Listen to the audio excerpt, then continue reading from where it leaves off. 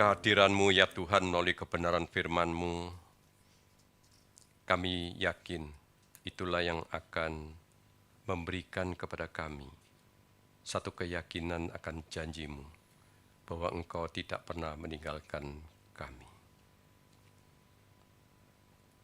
Kami telah sibuk dengan bekerja dari Senin sampai Sabtu dengan berbagai kesibukan yang ada ya Tuhan.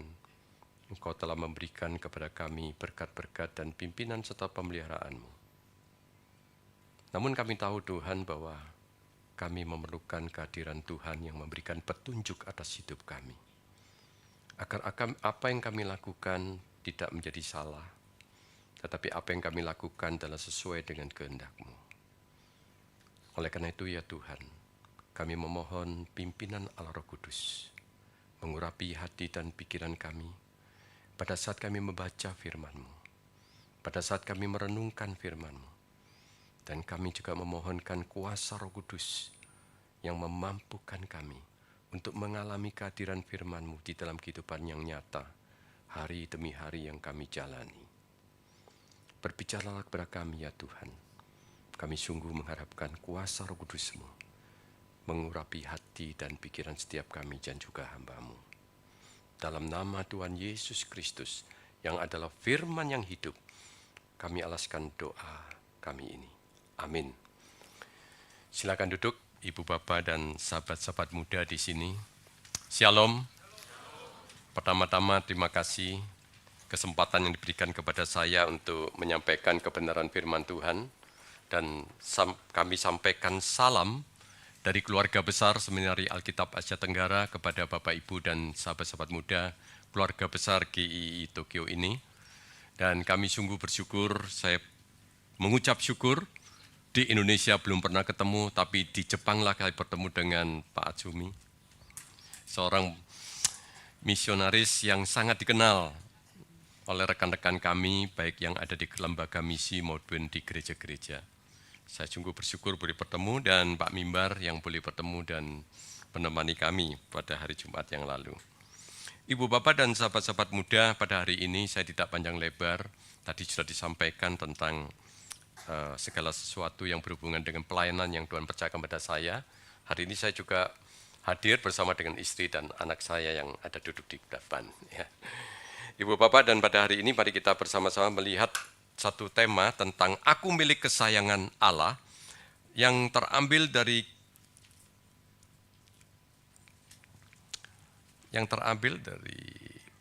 Keluaran pasal 19 ayat 1 sampai dengan ayat yang ke-9. Demikian firman Tuhan.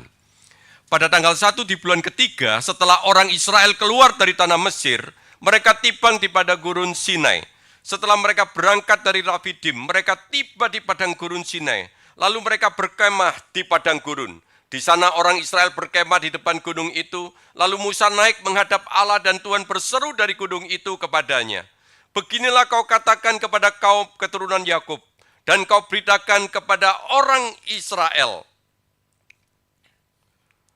Kamu sendiri telah melihat apa yang telah kulakukan kepada orang Mesir, dan bagaimana aku telah mengangkat kamu di atas sayap Raja Wali, dan membawa kamu kepadaku.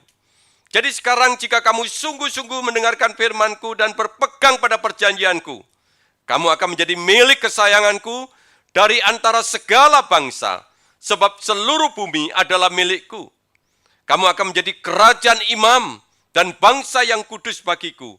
Inilah semuanya firman yang harus kau katakan kepada orang Israel. Lalu Musa datang dan memanggil tua-tua bangsa itu, lalu menyampaikan ke hadapan mereka segala firman yang diperintahkan Tuhan kepadanya. Seluruh bangsa itu menjawab bersama-sama, segala yang difirmankan Tuhan akan kami lakukan. Lalu Musa menyampaikan jawaban bangsa ini kepada Tuhan, dan berfirmanlah Tuhan kepada Musa, sesungguhnya aku akan datang kepadamu dalam awan yang tebal, supaya bangsa ini dapat mendengar apabila aku berbicara dengan engkau, dan supaya mereka senantiasa mempercayai engkau. Lalu Musa memberitahukan perkataan bangsa itu kepada Tuhan. Berbahagialah mereka yang mendengar firman Tuhan, merenungkan dan bukan hanya mengaplikasikan, tapi mengalami kehadiran Tuhan melalui kebenaran firman Tuhan ini. Ibu bapak, sesuatu yang menjadi milik kesayangan seseorang, biasanya, saya katakan biasanya, adalah sesuatu yang berharga. Nah, kalau sesuatu yang menjadi milik kesayangannya itu berharga, maka pasti itu disimpan dengan baik-baik, dijaga dengan baik-baik. Ada seorang yang misalnya memiliki di Indonesia itu lagi ramai ini Bapak Ibu ya, anjing begitu ya kesayangannya. Wah, luar biasa gitu ya. Apalagi kalau anjing ini mahal harganya. Wah, menjadi milik kesayangan yang begitu luar biasa. Apalagi kalau anjing ini lucu, sangat mahal harganya, maka sangat disayang-sayang. Seorang suami pernah ngomong sama saya, dia marah sama istrinya, lebih sering mencium anjingnya dibanding mencium suaminya. Demikian juga ibu bapak, seorang suami juga mengatakan sangat kesel dengan istrinya. Nanti tapi ibu nanti jangan pulang saya dikeroyok gitu ya. Jadi maksudnya begini, dibelikan sepatu, ya, dibelikan kacamata, dibelikan baju. Wah, sering itu dibelikan dan diganti-ganti begitu ya. Padahal suaminya belum pernah dibelikan baju oleh istrinya itu. Tetapi persoalannya begini Bapak. Kalau seandainya anjing ini berubah, karena kemudian ada kedatangan tamu yang lain, gitu ya, membeli yang lain. Kemudian dia berubah sikapnya menjadi buas, lebih sulit diatur dan menjengkelkan. Apakah masih akan disayang? Perikop pada hari ini, Alkitab itu berbicara tentang satu hal yang luar biasa, Bapak. Yaitu tentang kisah cinta Allah kepada umat pilihannya. Satu kisah yang dimana Tuhan itu sungguh memberikan satu contoh, bukan hanya contoh, tetapi satu perbuatan yang nyata. Bahwa pada waktu bangsa Israel adalah bangsa yang menjengkelkan, yang suka protes, yang sudah dibawa keluar dari tanah Mesir menuju ke tanah Kanaan. Mereka telah dipelihara selama di padang gurun. Tetapi mereka adalah orang yang selalu tegar tengkuk. Dan pada saat menghadapi berbagai persoalan, mereka selalu mengatakan, lebih baik kami pulang ke Mesir daripada mati di padang gurun ini. Tapi persoalannya Bapak Ibu, perikop ini adalah satu kisah Allah yang nyata, yang dimana Allah yang sudah berjanji untuk mengangkat bangsa Israel ini sebagai umat pilihannya, sebagai milik kesayangannya. Tetapi Allah itu menggenapi janjinya, walaupun bangsa Israel ada salah satu bangsa yang sangat menjengkelkan dan menyakiti akan hati Allah. Oleh karena itu Ibu Bapak dan sahabat-sahabat muda, pada hari ini saya ingin mengatakan Bapak Ibu, ya, ada yang dikatakan sebagai milik kesayangannya. Di dalam Exodus pasal 19 ayat yang kelima. Menjadi milik kesayangan Allah itu Bapak Ibu.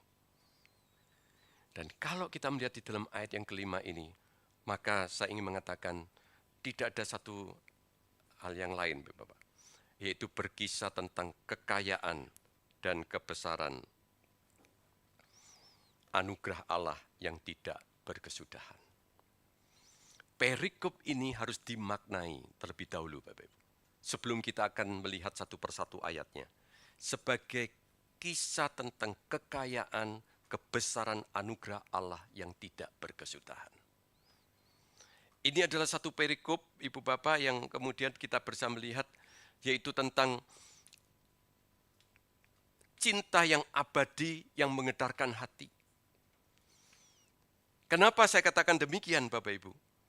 Karena di dalam bagian ini, perikop ini sedang berkisah tentang bagaimana Allah itu mencintai umat kesayangannya.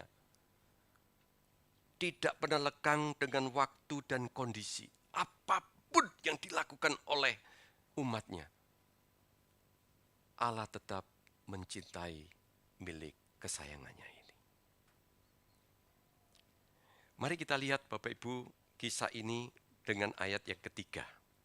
Lalu Musa naik menghadap Allah dan Tuhan berseru dari gunung itu kepadanya. Beginilah kau katakan kepada keturunan Yakub dan kau beritakan kepada orang Israel. Oh, ayat ketiga ini adalah satu ayat yang penting Bapak Ibu.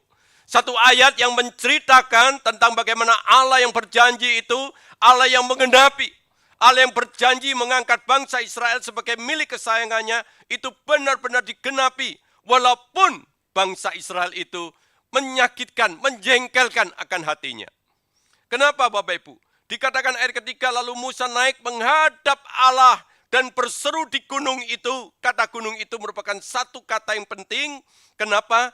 Karena dikatakan di dalam gunung itulah Bapak Ibu, merupakan satu penggenapan janji dari Keluaran pasal 3 ayat 12 pada saat Musa itu dipanggil oleh Tuhan untuk menjadi hamba yang diutus membebaskan bangsa Israel dari perbudakan Mesir. Di sana Tuhan berkata, lalu firman-Nya, aku akan menyertai engkau. Inilah tanda bagimu bahwa aku yang mengutus engkau. Apabila engkau telah membawa bangsa itu keluar dari Mesir, kamu akan beribadah kepada Allah di gunung ini. Oh, sesuatu yang luar biasa dijanjikan kepada Musa. Tapi betul pada saat kemudian tiba di gunung yang sama, maka di situ Allah menjumpai akan bangsa Israel. Sesuatu yang membuat saya juga terkesima Bapak Ibu. Bukan hanya Allah itu bersedia ditemui oleh Musa yang mewakili bangsa Israel. Tetapi Allah juga berfirman yang artinya apa? Allah mengungkapkan isi hatinya. Isi hatinya. Kepada siapa? Kepada bangsa yang umat pilihannya yang tegar tengkuk ini. Bangsa yang menyakiti akan hatinya ini. Kepada mereka yang menyakiti hatinya, dia masih mau mengungkapkan isi hatinya. Luar biasa enggak Tuhan itu? Kalau kita suami istri bertengkar, enggak mau ngomong satu dengan yang lain. Betul? Tetapi Tuhan itu pada saat Musa berada di kaki gunung itu, dia bersedia untuk ditemui. Itu mengungkapkan, Tuhan itu ingin mengungkapkan isi hatinya. Dan kalau perikop ini kita maknai sebagai berita anugerah, maka disinilah Tuhan ingin memberikan berita anugerah kepada umatnya yang menyakiti hatinya. Tuhan masih mau memberikan berita anugerah ini kepada orang yang menyakiti hatinya. Apa berita anugerahnya Ibu Bapak? Kalau kemudian kita lihat di dalam ayat yang keempat, Ibu Bapak. Next. Kamu sendiri telah melihat apa yang telah kulakukan kepada orang Mesir. Dan bagaimana aku telah mengangkat kamu di atas sayap Raja Wali dan membawa kamu kepadaku. Dikatakan kamu sendiri telah melihat apa yang kulakukan kepada orang Mesir. Dan bagaimana aku mengangkat kamu di atas sayap Raja Wali dan membawa kamu kepadaku. Ibu Bapak, berita anugerah itu adalah satu hal yang kemudian Tuhan katakan, coba lihat apa yang telah aku lakukan pada masa yang lalu. Engkau di dalam masa perbudakan, engkau teriak-teriak minta tolong. Kenapa? Karena engkau merasa menderita dengan perbudakan yang di Mesir itu. Aku telah mendengar akan teriakanmu.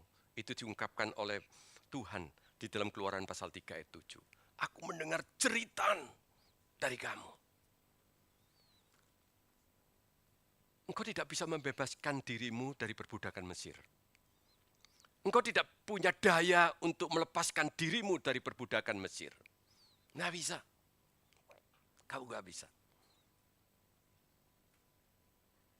Aku mendengar akan teriakanmu itu. Dan aku telah mengutus Musa ini. Dan di tengah perjalanan itu, engkau kubawa bagaikan seorang anak Raja Wali, dibawa terbang dengan sayap Raja Wali yang begitu kuat. Ingatlah perjalananmu. Aku telah memberikan 10 tulah. Itu adalah satu hal yang sungguh-sungguh telah engkau lihat dengan mata kepalamu sendiri. Untuk membebaskan engkau tidak mudah. Sampai 10 tulah harus diberikan kepada bangsa Mesir. Tapi bukan yang demikian. Engkau dikejar oleh tentara Firaun. Engkau teriak-teriak. Tapi engkau telah melihat mujizatku. Bagaimana air itu disibakkan. Dan engkau keluar dari kejaran tentara Mesir. Dari tentara Mesir. Dan tentara Mesir itu terkubur di dalam laut. Semua Tuhan berikan pada saat itu sebagai satu berita anugerah. Apa sih yang masih kurang dari Tuhan itu? Jadi Tuhan hanya mengatakan apa yang masih kurang. Kamu teriak minta tolong. Aku sudah mengenapi engkau sebagai bangsa pilihan. Aku melepaskan engkau. Bahkan Tuhan mengatakan, aku mengangkat kamu di atas sayap Raja Wali dan membawa kamu kepadaku. Dikatakan apa? Membawa kembali bangsa Israel kepada Dia. Oh, luar biasa Ibu Bapak. Inilah berita anugerah yang Tuhan berikan di dalam kehidupan umat Israel. Ibu Bapak mungkin bertanya, lalu apa maknanya bagi kita sebagai umat pilihan pada masa kini? Bapak Ibu kan semua umat pilihan, bukan ya? Pada masa kini. Apa maknanya? Maknanya Bapak Ibu kita melihat di dalam Efesus pasal 2 ayat 1 sampai 3. Kamu dahulu sudah mati karena pelanggaran-pelanggaran dan dosa-dosamu. Kamu hidup di dalamnya karena kamu mengikuti jalan dunia ini. Kamu menaati penguasa kerajaan angkasa, yaitu roh yang sekarang sedang bekerja di antara orang yang tidak taat. Sebenarnya dahulu kita semua juga termasuk di antara mereka. Ketika kita hidup di dalam hawa nafsu daging, menuruti kehendak daging dan pikiran kita, pada dasarnya kita adalah orang-orang yang harus dimurkai sama seperti yang mereka yang lain. Oh, di dalam bagian ini Bapak Ibu, itu merupakan situasi yang sama. Mungkin kita tidak mengalami perbudakan secara fisik dari orang-orang Mesir, orang-orang Israel di Mesir. Tetapi sebetulnya di dalam kehidupan kita, Efesus pasal 2 ayat 1-3 itu merupakan diagnosis Alkitab tentang perbudakan dosa. Dan itu yang kita alami di dalam kehidupan kita. Ini merupakan diagnosis Alkitab yang mengatakan, yang benar-benar dikatakan demikian. Kita mengalami kerusakan total di dalam hati, pikiran maupun emosi kita. Dosa itu telah merenggut kita dan mencengkram kita. Sehingga kita mengalami satu kerusakan total. Ibu bapak mungkin kurang percaya. Agustinus, seorang bapak gereja ngomong begini. Seorang bayi pun itu sudah mengenal dosa. Mengapa dia mengatakan demikian? Ibu bapak coba kita lihat. Seorang anak kecil. Ya. Kemudian dia batuk, pilek. Mamanya kemudian bercerita, berkisah begini. Jangan ambil permen di situ, ya, nanti kamu tambah batuk. Mamanya kemudian pergi ke dapur, memasak begitu ya. Keluar permennya kurang 1. Lalu anaknya ditanya, siapa yang ngambil? Dia enggak ngaku. Persoalannya ibu bapak, apakah ibunya ngajari dia berbohong? Kenapa anak bisa berbohong? Apakah bapak ibu kalau anak kita berbohong, kemudian bapak ibu yang ngajarin? Itulah dosa asal. Efesus pasal 2 ayat 1-3 dikatakan demikian Bapak Ibu. Sudah mati karena pelanggaran dan dosa-dosamu. Kamu hidup di dalamnya. Kita hidup di dalamnya, mengikuti jalan dunia. Mentaati penguasa kerajaan angkasa. Roh sekarang yang sedang bekerja di antara orang yang tidak taat. Sebenarnya dahulu kita semua termasuk di antara mereka. Oh ibu bapak, ini merupakan satu kisah yang demikian luar biasa. Lalu kemudian pada saat kita tidak bisa keluar dari perbudakan dosa itu, siapa yang bisa kemudian keluar dari perbudakan dosa? Nggak bisa Bapak. Begitu banyak orang frustasi yang mengatakan saya dengan kekuatan diri saya sendiri akan hidup dengan kebenaran, tapi setiap kali juga jatuh. R.C. Sproul itu mengatakan, pada dasarnya kita semua adalah orang-orang yang berhutang yang tidak dapat membayar hutang-hutang dosa kita. Setiap kali orang berdosa pada zaman yang lalu harus melakukan persembahan, korban. Setiap kali jatuh dalam dosa, persembahan korban. Bapak Ibu coba hitung berapa kesalahan kita dan berapa banyak persembahan yang harus kita berikan. Kita pada dasarnya adalah orang berhutang yang tidak mampu membayar hutang-hutang kita sendiri, Ibu Bapak. Nah itulah Bapak Ibu kemudian di dalam bagian ini, saya mungkin tak panjang lebar Bapak Ibu karena waktu. Tuhan itu kemudian berjanji, akan mengutus anaknya yang tunggal untuk menebus dosa saudara dan saya. Itulah berita anugerahnya. Bapak Ibu, kita bersama-sama boleh melihat bagaimana Allah itu mengutus anak yang tunggal untuk menebus dosa saudara dan saya. Ibu Bapak, kita lihat Roma pasal 8 ayat 32. Dikatakan demikian sebelumnya. Ia yang tidak menyayangkan anaknya sendiri, tetapi yang menyerahkannya bagi kita semua. Bagaimana mungkin ia tidak mengaruniakan segala sesuatu kepada kita bersama-sama dengan Dia. Bapak Ibu, inilah satu berita anugerah. Tuhan itu bukan hanya berjanji, tapi menggenapinya. Ribuan tahun setelah Tuhan menyatakan di dalam kitab Yesaya, benar-benar terjadi dalam kitab Roma. Yang tidak menyayangkan. Ibu Bapak, kata tidak menyayangkan itu artinya apa? Yang tidak tanpa kasihan. Tanpa kasihan menyerahkan anaknya itu. Bapak Ibu mengerti tidak perasaan hati seorang bapak menyerahkan anaknya yang tunggal.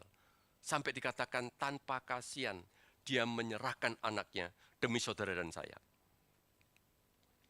Kemudian dikatakan kata menyerahkan di situ. Apa arti kata menyerahkan? Satu tindakan yang menyayat hati. Bahkan penafsiran mengatakan apa? Dikatakan bukan hanya tindakan menyayat hati. Dia Allah sendiri tahu bahwa Yesus Kristus harus mati sebagai hamba yang menderita. Itu artinya Allah Bapa melakukan satu tindakan menyayat hati. Dan kemudian mengutus anaknya sampai menuju ke pembantaian yang sadis di atas kayu salib.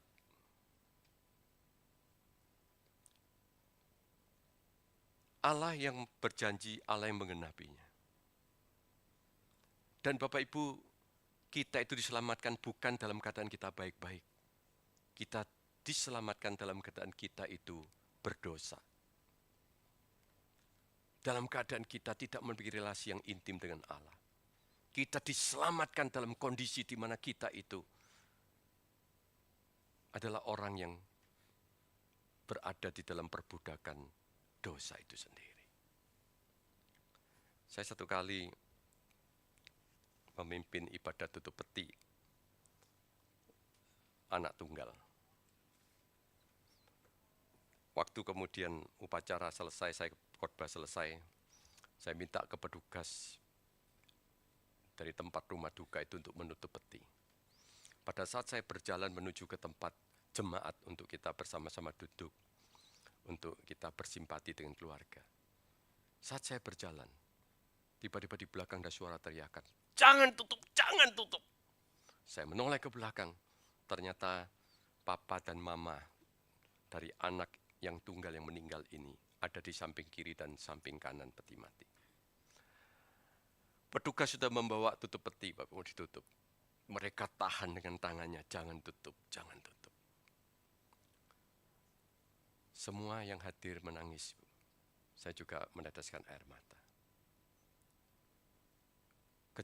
Waktu dikatakan jangan tutup itu bukan sebentar, Bapak Ibu. Sampai hampir kurang lebih 15 menit tidak boleh ditutup. Tetap jangan tutup, jangan tutup. Tetapi pada saat kemudian satu momen, Bapak, saat mereka menangis dan mengatakan jangan tutup, papa dan mama ini menaikkan kakinya ke atas peti dan mau masuk bersama dengan anaknya yang tunggal itu. Ibu bapak, pada saat saya duduk, saya menangis bersimpati. Tapi saya juga menangisi diri saya, saudara. Saya ingat akan firman ini. Bagaimana hati Bapa mengutus anaknya yang tunggal itu bagi Anda dan saya. Bagaimana perasaan hati Bapa pada saat mengutus anak yang tunggal itu. Karena jelas di dalam kitab Roma dikatakan, Bapak Ibu, ia tidak menyayangkan anaknya sendiri, Bapak Ibu, demi saudara dan saya. Dan dia menyerahkannya, membawa ke tempat pembantaian manusia. Demi saudara dan saya.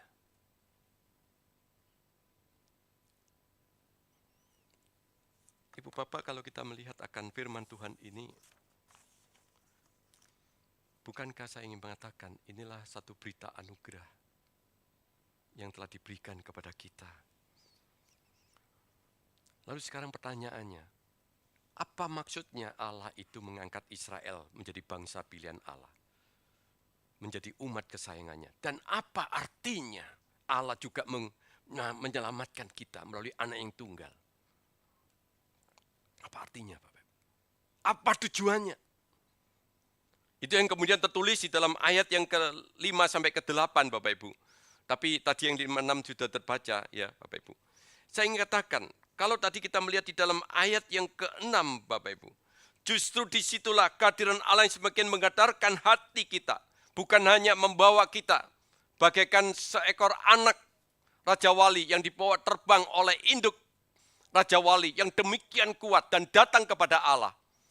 Kita juga telah dibawa oleh Kristus untuk menuju kepada Allah Bapa, memiliki satu persekutuan yang intim dengan Allah Bapa lagi. Bapak Ibu, justru disinilah kemudian Tuhan mengatakan di dalam ayat yang ke-6, Bapak Ibu ya, tolong di flashback yang ayat ke-6, di sana dikatakan ada 3 hal, 3 tujuan.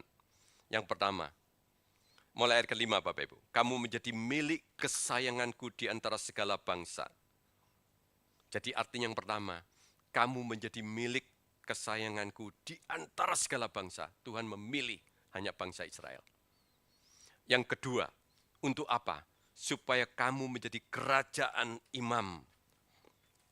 Dan yang ketiga, kamu menjadi bangsa yang kudus. Next, mungkin gambar yang 3 bagian. Ya, ini. Ibu Bapak, ini adalah sesuatu tujuan yang Tuhan berikan 3 peran menjadi milik kesayangan Allah, kerajaan imam, dan bangsa yang kudus. Apa artinya Bapak Ibu menjadi milik kesayangan Allah adalah memang diprioritaskan oleh Allah, berharga di mata Allah, milik kesayangan Allah.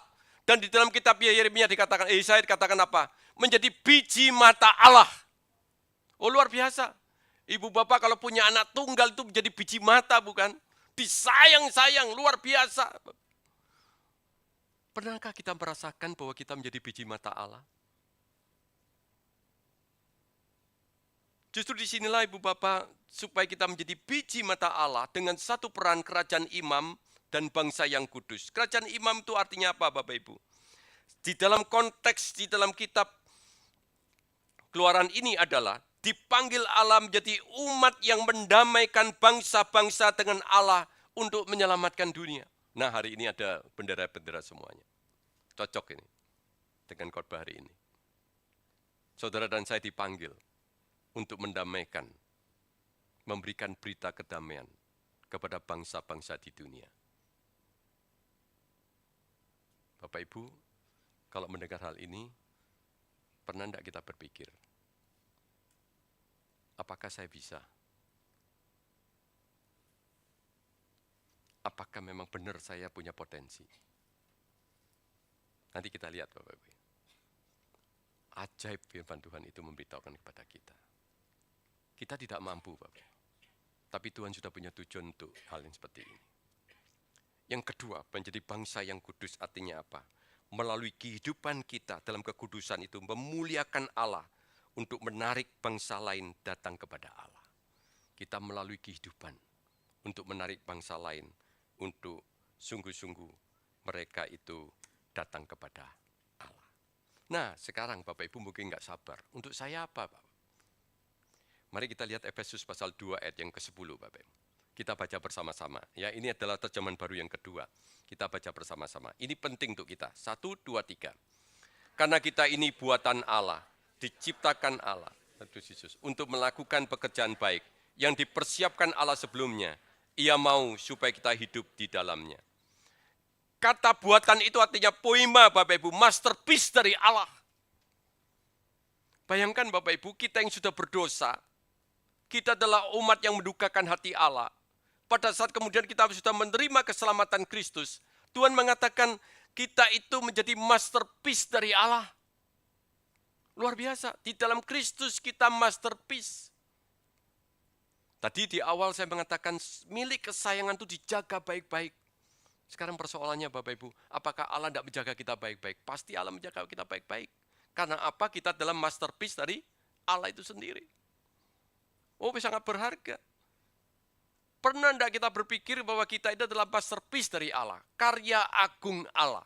Banyak orang Kristen tidak mengenal ini. Kita mengabaikan status kita ini. Saya satu kali membawa satu tur ke Israel, begitu ya, mampir ke Turki. Lalu dibawa oleh tour leader itu menuju satu tempat di mana di sana adalah perhiasan-perhiasan yang luar biasa mahalnya di Turki, tapi kemudian museum itu ya, dan kemudian kita bisa melihat satu masterpiece. Kita itu antri untuk melihat. Pada saat antri untuk melihat, Bapak Ibu, ternyata ada semacam polis lain. Ya, sudah dikasih kaca yang tinggi, dikasih polis lain lagi gitu ya. Jadi kita tidak boleh di sana. Lalu di kacanya tulis don't touch gitu ya, jangan disentuh. Lalu yang masterpiece-nya masih di dalam, masih dikasih kaca lagi gitu ya. Gitu. Padahal kita mau gini, kita kacanya aja nggak boleh dipegang gitu. Masterpiece. Saudara dan saya itu masterpiece Allah. Luar biasa Allah itu. Bayangkan dong. Kita ini adalah masterpiece dari Allah. Status kita itu. Lalu apa supaya kita menjadi masterpiece Allah? Bapak Ibu, di dalam Efesus pasal 2 ayat 10 dikatakan tadi, kembali ke sana, diciptakan dalam Kristus Yesus untuk melakukan pekerjaan baik yang dipersiapkan Allah sebelumnya. Apa artinya Bapak Ibu? Untuk melaksanakan master plan Allah. Next. God master plan untuk hidup kita masing-masing. Saya ingin katakan di dalam konteks GII yang di Tokyo ini adalah, konteksnya begini. Ibu bapak berada di tempat ini, apakah kebetulan? Ada God master plan. Pak Atsumi ke Indonesia apakah kebetulan? Ada God master plan yang dipersiapkan untuk Pak Atsumi. Kita masing-masing diselamatkan oleh Tuhan. Kita dipanggil oleh Tuhan. Kita masing-masing mendapatkan kehidupan kita yang sudah diselamatkan oleh Tuhan. Itu Tuhan punya master plan satu demi satu buat kita. Ini adalah sesuatu yang penting yang harus kita sadari. Enggak ada satupun di antara kita yang Tuhan tidak gini, asal diselamatkan ya sudahlah. Kamu mau tumbuh, mau apa, silakan dah. Gitu ya. Jadi kalau sudah punya anak, mau dibiarkan aja lah begitu ya. Enggak. Tuhan punya master plan masing-masing. Saya dulu sebelum jadi hamba Tuhan, saya seorang dagang. Lalu Tuhan panggil menjadi hambanya. Dan saya sudah punya anak satu. Kalau anak hari ini yang ada ini lahir waktu saya kuliah di Saat.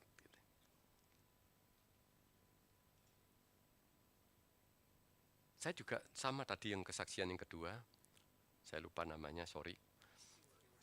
Saya juga dari keluarga yang non-Kristen, tapi saya sekolah di sekolah Kristen. Saya juga sama, pertama kali tidak boleh untuk dibaptis. Nggak boleh dibaptis.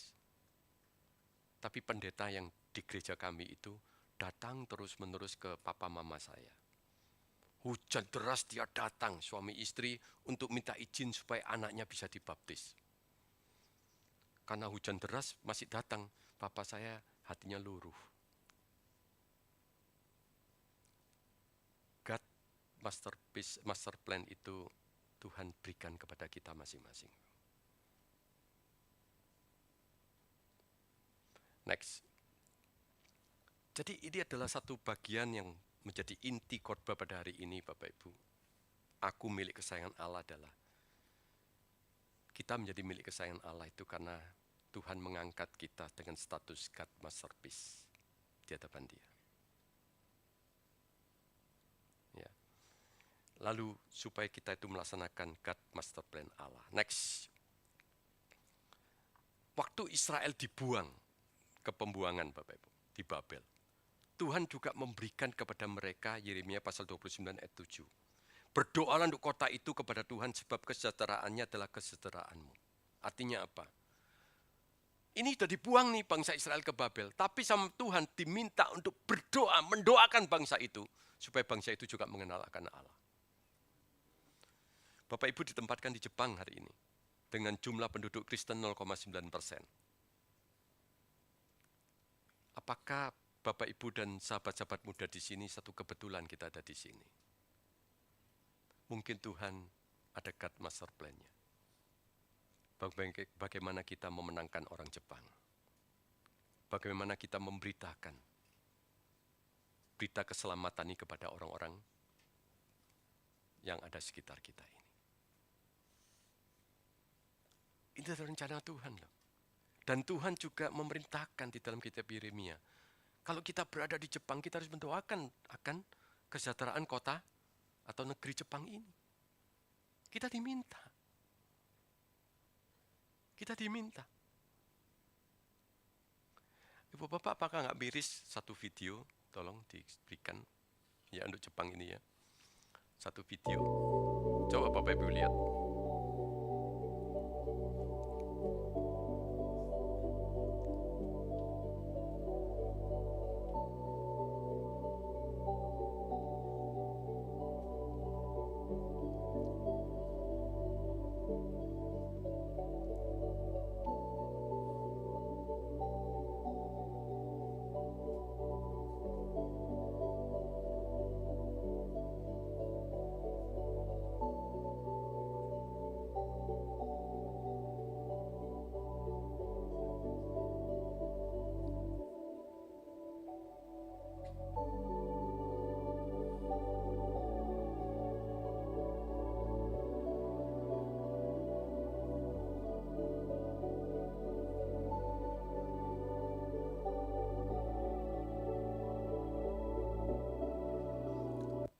Saudara miris tidak lihat angka ini?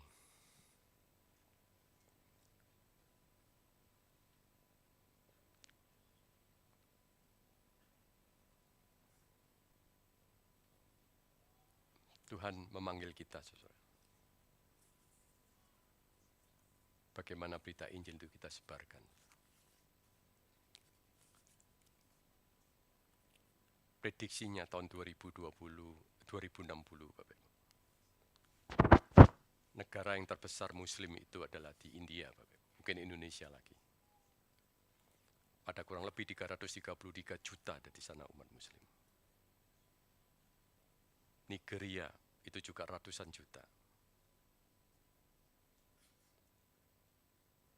Ibu Bapak, hari ini saya bersama-sama kita merenungkan. Saudara dimampukan. Anda dan saya dimampukan oleh kuasa Roh Kudus karena kita adalah God Masterpiece dari Allah. Untuk melaksanakan God Master Plan Allah. Panggilan amanat agung itu biarlah tetap membara di dalam kehidupan kita. Saya sungguh bersyukur hari ini. Tadi diminta ya untuk Pak Acumi minta kepada Pak Mimbar untuk memberikan kepada saya tentang GII ini. Luar biasa begitu ya. Saya terharu dengan apa yang telah dilakukan oleh GII Tokyo ini. Luar biasa. Tapi marilah kita bersama-sama kembali Ibu Bapak untuk melihat Jepang ini sebagai satu negara di mana kita boleh melakukan pelayanan secara praktis di dalam kehidupan kita hari demi hari. Melalui pekerjaan kita di marketplace, melalui pergaulan kita dengan sesama di tetangga, maupun dengan orang-orang yang dari sekitar kita yang mungkin dapat kita kenali, untuk kita memberitakan Injil kepada mereka. Ini adalah panggilan kita masing-masing. Dan sebagai hal yang terakhir, Bapak Ibu, saya sungguh merasakan itu menjadi satu beban pergumulan kita masing-masing adalah, Ibu Bapak, kalau kita bisa merasakan betapa manisnya Tuhan memakai kita, itu betapa luar biasanya hidup kita di dalam anugerah Tuhan. Saya waktu SMA itu menginjili seorang teman. Dan kemudian dikatakan oleh teman saya begini, ini pendeta ini. Pokoknya kalau dulu waktu saya, ya tahun 80-an itu dikatakan ini pendeta. Itu kita malu Bapak Ibu ya. Ini pendeta ini kita malu. Kita memberitakan firman Tuhan. Teman saya ngomong begini, kamu itu goblok gitu kalau Jawanya gitu ya. Masa mau percaya sama Tuhan Yesus begitu. Dia ngomong begitu. Setelah saya kemudian selesai kuliah, setelah bekerja, saya itu membuka toko itu jam 6 pagi Bapak Ibu ya, di Malang itu. Waktu jam 6 pagi tiba-tiba dia datang dari kota Surabaya. Waktu transportasi Malang Surabaya itu 3 jam. Dia datang, wah berangkat jam 3 pagi. Dia ngomong begini, saya nggak ngomong karena saya sudah pelanggannya banyak. Saya nggak mau ngomong sama kamu 1 menit aja. Setelah itu saya mau pulang lagi ke Surabaya. Waduh. Akhirnya dia datang.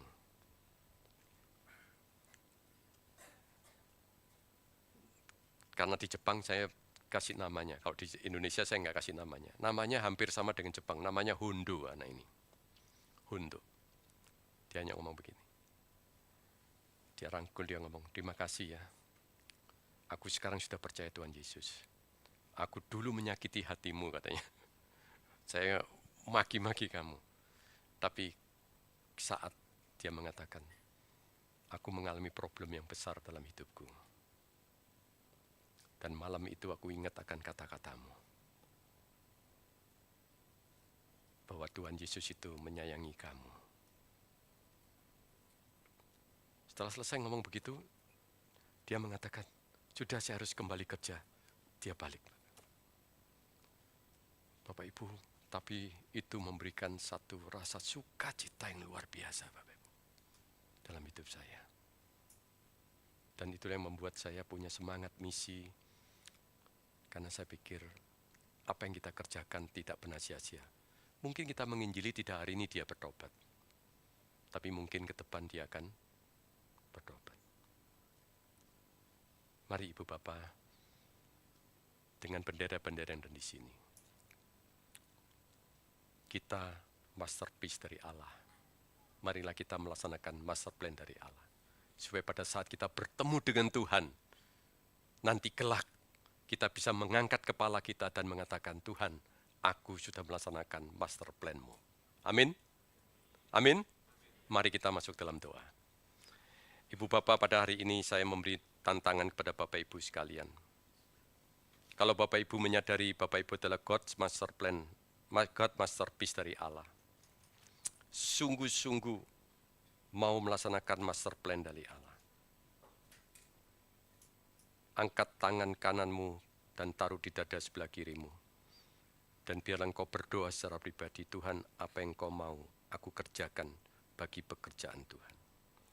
Aku yang dulu sudah mati, yang harus mengalami hidup di dalam kematian yang kekal.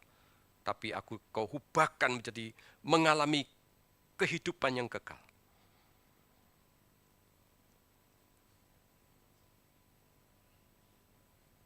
Aku mau Tuhan, apa yang kau mau untuk aku kerjakan di dalam hidupku ini.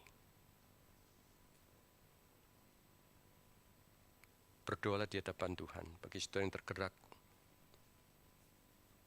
untuk mau berbagian dalam God Master Plan. Angkat tanganmu dan taruh di sebelah dada sebelah kirimu.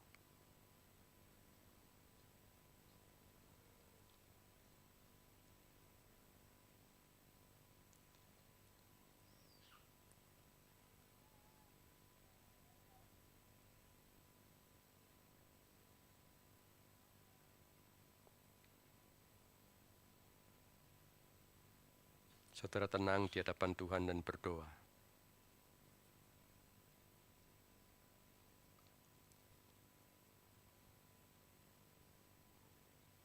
Tuhan sudah berkorban bagi hidupmu di atas kayu salib.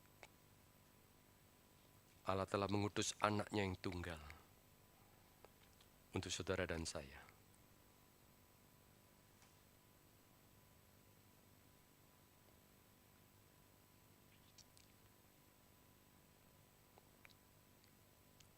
Tuhan telah memberikan anugerah bagi saudara dan saya. Anugerah artinya yang memberikan tidak harus memberikan. Tetapi yang menerima tidak layak untuk menerima. Tapi itu yang diberikan oleh Tuhan kepada kita. Dan kita tidak layak untuk menerima. Tapi justru Tuhan hari ini membukakan kepada kita, kita menjadi milik kesayangan Dia. Menjadi masterpiece Dia. Dan kita diutus untuk melaksanakan master plan dari Allah.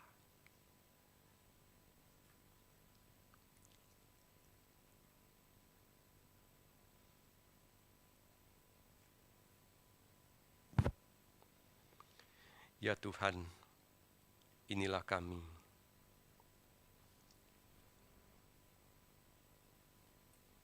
Manusia yang berdosa. Tapi ya Tuhan, Engkau begitu baik. Engkau memberikan anugerah-Mu yang begitu luar biasa.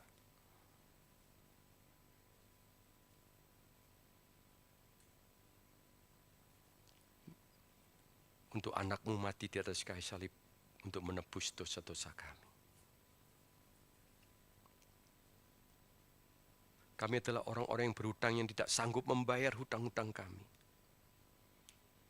Tapi Tuhan, Engkau telah melunasi dengan darah-Mu yang kudus di atas kayu salib. Tuhan, biarlah kami boleh tahu dan sadar bahwa Engkau begitu mengasihi kami.